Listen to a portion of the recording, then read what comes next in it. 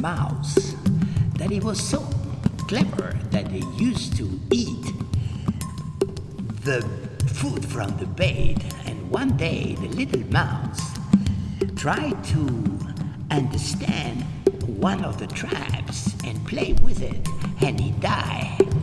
The mouse was very clever because he ate from the bait, and very stupid because he played with the trap.